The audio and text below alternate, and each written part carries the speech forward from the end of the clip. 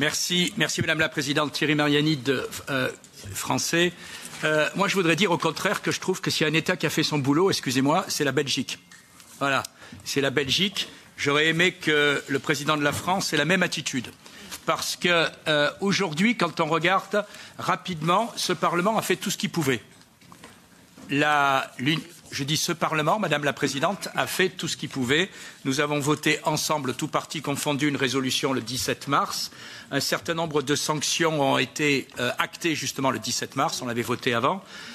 Mais je trouve que la Commission est bien molle. C'est un euphémisme. Et les États regardent ailleurs. Il y a toujours eu dans cette Union européenne un double standard. Est-ce que quelqu'un d'entre vous connaît le score exact de l'élection présidentielle de M. Kagame? 99,13%. Pour la petite histoire, le soir, ils avaient publié 99,30 et le lendemain, ils ont rectifié 99,13. Quand je vois comment on a ennuyé, par exemple, les présidents d'autres pays, notamment celui de RDC, alors que les scores n'étaient pas aussi soviétiques, on voit tout de suite qu'il y a un double standard. Deuxièmement, on voit qu'en réalité, on joue la montre et qu'un certain nombre de pays n'ont pas du tout un certain nombre de pays ont une complaisance évidente vis-à-vis du Rwanda. Je vous rappelle quand même que les sanctions ont été bloquées, Madame la Présidente le sait, par le Luxembourg. Est-ce que c'est parce que le Luxembourg a signé un accord pour faire une plateforme financière au Rwanda? Je n'aurai pas l'audace de dire que c'est ça qui justifie, mais je n'ai pas aussi la stupidité de croire que ça y est étranger.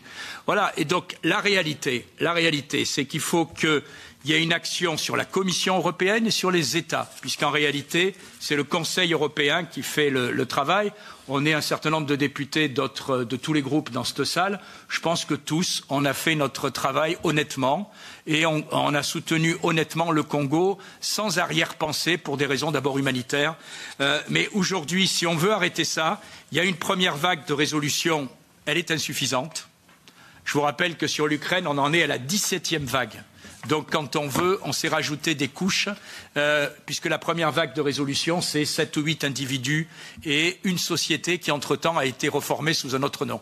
Voilà, et donc, des sanctions très nettes, et puis deux, je pense, et ce sera ma conclusion, Madame la Présidente, qu'il faut oser s'attaquer à une icône qui est présentée par lui et ses supporters comme un modèle quasiment mondial de l'Afrique, qui est M. Kagame, qui est en réalité le principal responsable et que la majorité des États européens continuent à traiter avec des égards qu'ils ne méritent pas, au premier rang desquels le président de la France, qui a quand même nommé un ressortissant rwandais président de la francophonie, alors que, comme vous le savez, cela n'a plus aucun sens puisqu'ils ont pris l'anglais.